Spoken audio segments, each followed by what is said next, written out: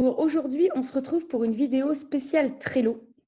Parce que, en fait, j'avais envie de vous montrer un peu comment ça fonctionnait, comment vous pourriez l'utiliser dans votre organisation du quotidien pour plusieurs choses différentes, puisque vous allez voir que Trello, on peut l'utiliser pour plein de choses.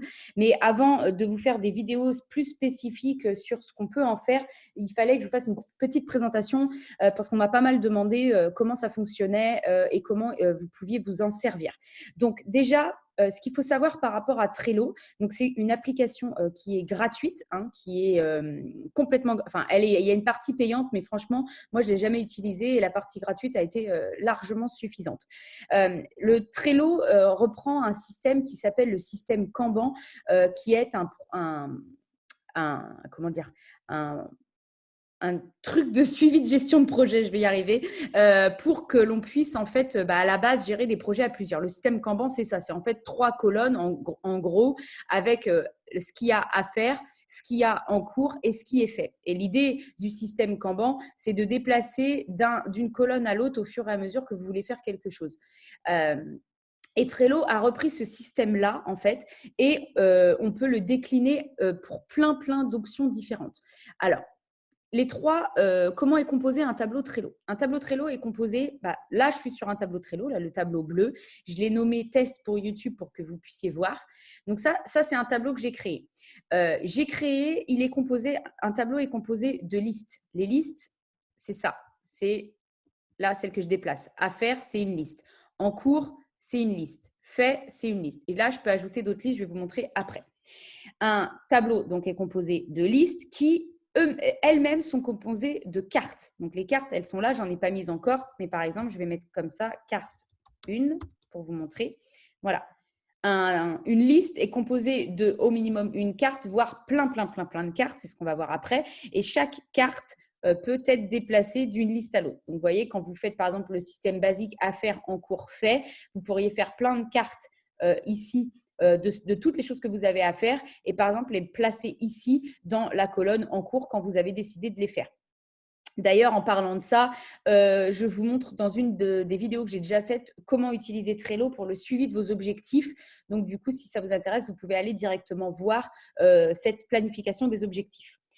On peut s'en servir aussi pour quoi? Pour de la production de contenu, pour du suivi client, juste à titre de pense-bête, rien que comme ça pour déplacer d'une carte, pour ne pas perdre vos idées, ou même de la gestion de projet à plusieurs, puisque moi j'utilise Trello par exemple avec un de mes clients et on est 3 dessus et on s'écrit des messages directement dessus. Donc je vais vous montrer tout ça. Comment on crée une liste sur Trello? Donc, ça, c'est facile. Là, c'est marqué « Ajouter une autre liste ». Donc, vous cliquez dessus et vous mettez liste 2, par exemple. Et vous tapez sur « Entrée » ou « Ajouter une liste » pour enregistrer la première. Après, vous pouvez supprimer ici. Ça se met comme ça. Donc, voilà comment on crée une liste. Pourquoi utiliser des listes? Ça dépend des catégories en fait, que vous voulez mettre dans votre tableau. Si vous avez des choses bien spécifiques avec plusieurs choses à mettre dedans, eh bien, vous allez créer une liste. Par exemple, vous pourriez mettre une liste pour la production de contenu, par exemple, planification d'avril, par exemple. Vous mettez ça et vous savez que dedans, vous allez rajouter plusieurs choses pour pouvoir que toute la liste corresponde à la planification d'avril. Pareil, quand vous mettez en cours, ça peut être mis, par exemple, en cours ou même en cours semaine 1, par exemple. Et vous savez que du coup, tout ce que vous avez à faire qui est ici dans la colonne à faire, vous le déplacez dans la semaine 1 quand vous êtes dans la semaine 1. OK? Donc ça, c'est la création de listes. Je reviendrai plus tard sur le détail, sur un conseil que je vous donne pour créer justement Trello qui va vous servir et qui va pouvoir vous être quand même plutôt utile. Ensuite, la création de cartes. Donc, c'est là que ça devient encore plus intéressant. Donc, la création de cartes, vous avez vu comment j'ai fait. À chaque fois que vous avez une liste, vous avez une petite ligne marquée « Ajouter carte » qui se met en surbrillance quand on va dessus. Eh bien, vous cliquez dessus, voilà, vous cliquez sur la carte, vous ajoutez la carte 2 par exemple, vous appuyez sur Entrée et la carte s'enregistre. OK? Ensuite, vous pouvez mettre carte 3 et carte 4. OK? Donc là, vous avez plusieurs listes. Par exemple, admettons, tout ça, c'est à faire dans la semaine numéro 1. Mais ce n'est pas tout. L'idée dans la carte, c'est de pouvoir en fait donner le plus de détails possible dedans. C'est-à-dire que là, c'est vraiment que le titre que vous mettez. Vous voyez, quand vous cliquez dessus, je vais y revenir, quand on clique dessus, hop, on est sur la carte en question. Donc, sur la carte en question, l'idée, c'est ici de garder le titre et de ne pas mettre penser à faire blablabla. Enfin, que ça ne soit pas trop long pour que ici, ça soit clair et qu'il n'y ait que des titres. Une fois que vous cliquez sur la carte, par exemple, je vais mettre projet, admettons, c'est plutôt projet X, quoi. Vous avez votre projet X à faire sur la semaine. Maintenant, l'idée, c'est de mettre le plus de détails possible dedans. Et là, vous avez plein de choses trop géniales dans Trello. Vous pouvez, donc là, ici, mettre une description. Projet à faire valider, je mets n'importe quoi, hein, à faire valider par un tel. Pensez à vérifier les accès. Je mets vraiment n'importe quoi, mais pour vous donner une idée. OK? Donc là, vous mettez tout ce que vous voulez mettre comme description. Vous pouvez même mettre des liens. On va voir ça ensemble. Là, vous avez pas mal de petites choses qui peuvent vous servir. Donc, par exemple, si là, je pars du principe qu'on utilise Trello tout seul. Hein. Je verrai ensuite dans une autre vidéo, à la limite, pour comment créer des membres et gérer le Trello à plusieurs. Avec la catégorie membres, vous pouvez ajouter des membres. Ensuite, là, vous avez les étiquettes. Alors, les étiquettes, c'est fabuleux. Vous pouvez choisir une couleur d'étiquette. Alors, l'idée, c'est de pas de mettre des couleurs à tout va et de mettre n'importe quoi juste parce que c'est beau de mettre des couleurs, parce qu'après, ça va devenir horrible et vous n'allez plus pouvoir vous en servir. L'idée d'une étiquette, c'est vraiment de pouvoir dire, par exemple, tout ce qui va concerner le projet X, ça sera en vert. Et vous pouvez même noter ici le nom. Donc, projet X, et vous lui mettez l'étiquette, vous cochez et il a l'étiquette. Ce qui fait que, vous voyez, quand vous êtes là, vous avez la petite couleur de l'étiquette qui s'affiche. Donc, vous pouvez soit cliquer dessus et apparaître comme ça ou mettre comme ça. Ça dépend du nombre de couleurs et tout ça. Mais par exemple, si vous avez plusieurs cartes au fur et à mesure avec ce projet X, par exemple, vous serez bien content d'avoir des étiquettes. Je trouve ça plus visuel. Par exemple, moi, pour la planification de contenu, pour ma production de contenu, j'ai fait une page Trello exprès, un tableau, et j'ai mis par exemple tout ce qui concerne les posts Instagram, je mets ça en rose parce que d'ailleurs on peut créer d'autres couleurs. Tout ce qui concerne la newsletter, c'est en vert et comme ça, je m'y retrouve plus facilement. Donc voilà pour créer des étiquettes. Ensuite, vous allez pouvoir, et ça c'est assez important aussi, mettre une date, c'est-à-dire que si le projet, vous voulez qu'il soit fini pour, je ne sais pas, le 18 avril par exemple, vous enregistrez et là, vous avez une date. Ce qui fait que dans votre carte après principale va s'afficher la date qui sera le 18 avril.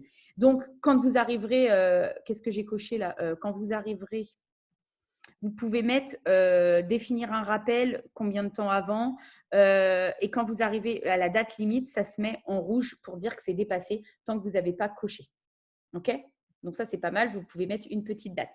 Ensuite, vous pouvez mettre des pièces jointes. Alors ça, c'est top. C'est vous pouvez choisir des pièces jointes de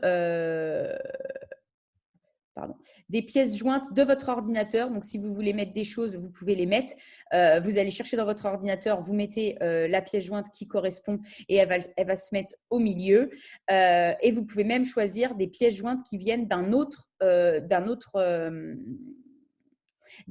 tableau Trello ou même d'une autre carte. Donc, c'est plutôt intéressant. Par exemple, si vous avez même pour de la gestion de projet en groupe, si tout le monde doit se servir du même lien ou des choses comme ça, vous pouvez mettre des liens Google Drive.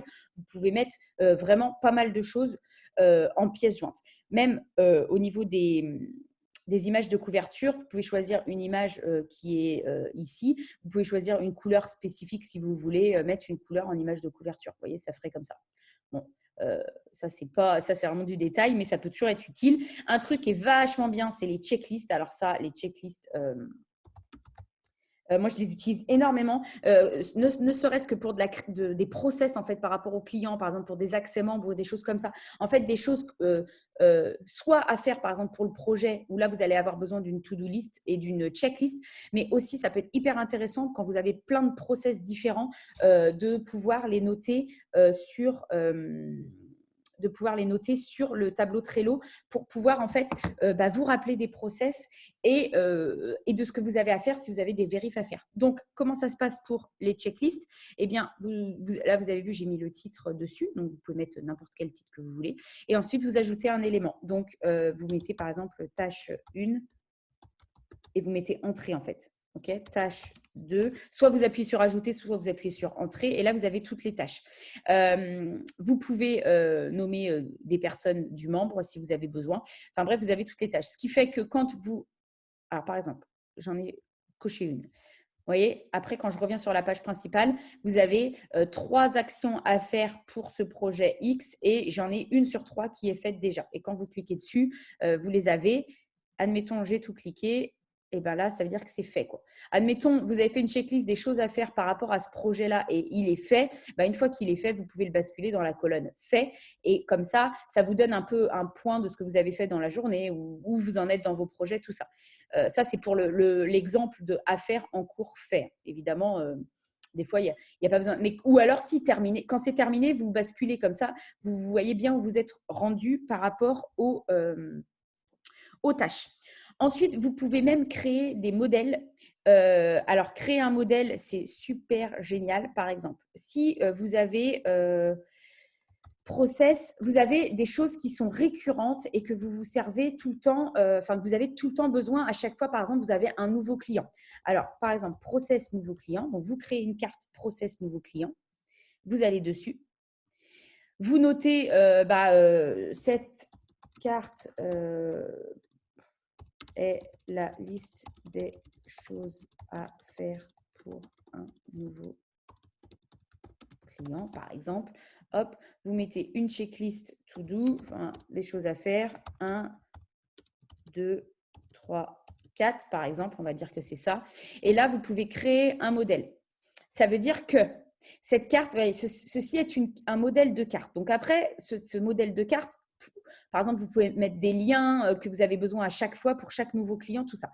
Une fois que vous avez ce modèle de carte, il est là. Donc, globalement, les modèles de carte, vous en servez pas trop. Vous pouvez peut-être même créer… regardez, on va faire comme ça. Hop, une liste modèle. C'est-à-dire que ça, c'est tous vos trucs de base qui sont créés. Ce qui fait que quand vous créez ensuite une carte, vous pouvez directement, au lieu d'ajouter une carte comme j'ai fait pour la 1, 3, 4, vous allez ici sur créer à partir d'un modèle. Et là, vous avez par exemple process nouveau client. Et là, vous la mettez. Vous pouvez changer le titre si vous voulez. Donc, par exemple, client 1. Et vous le mettez là. Ce qui fait que vous voyez, alors je vais le mettre ici pour que vous voyez plus, ce client 1 que j'ai créé. Donc, j'ai pu changer le nom, le titre, mais toujours avec le même modèle. Et donc là, quand vous allez sur cette carte est la liste des choses à faire pour le nouveau client. Vous avez la liste des actions que vous devez faire pour ce nouveau client. Par exemple, c'est un exemple que l'on peut utiliser pour faire des modèles de cartes. OK ? Ensuite, autre chose plutôt intéressante, on peut, si on est plusieurs, mais ça j'y reviendrai dans une autre vidéo plus en détail, on peut mettre des commentaires. Donc, par exemple, tâche numéro 1 faite, par exemple, le 5 mai, par exemple, ou le 4 mai. OK. Et là, vous enregistrez. Ensuite, vous pouvez mettre, et là, c'est là qu'on peut taguer. Bon, là, il n'y a personne, mais par exemple, je tag c'est fait pour l'acquisition, c'est fait pour je ne sais pas quoi, XXX. OK. Et on enregistre. Ce qui fait que si vous taguez une personne, elle va pouvoir voir le mot et vous pouvez vous répondre. Vous pouvez mettre des petits pouces quand c'est bon et tout ça. Donc ça, on peut aussi utiliser les commentaires pour Trello et c'est plutôt bien. Maintenant, je voulais vous faire en fait un rapide tour d'horizon de ce que l'on va pouvoir faire avec Trello. D'autres vidéos viendront. Donc, par exemple, j'ai déjà fait une vidéo sur comment on pouvait se servir de Trello pour suivre ses objectifs et sa planification des semaines, des mois et des journées. Donc, vous pouvez aller la voir si ça vous intéresse. Je vous referai d'autres vidéos par rapport à créer des modèles par rapport au process ou autrement même pour de la gestion en groupe, comment inviter des membres et tout ça et tout ça. Maintenant, je voulais juste finir sur un conseil pour Trello, pour l'utiliser. C'est vraiment, s'il y a une chose qu'il faudrait que vous reteniez si vous avez envie d'utiliser Trello, c'est avoir une idée précise de ce que vous voulez obtenir comme résultat, qu'est-ce que vous cherchez à suivre, qu'est-ce que vous cherchez à contrôler comme données. Parce que si vous voulez utiliser Trello juste pour utiliser Trello parce que ça semble amusant, c'est OK.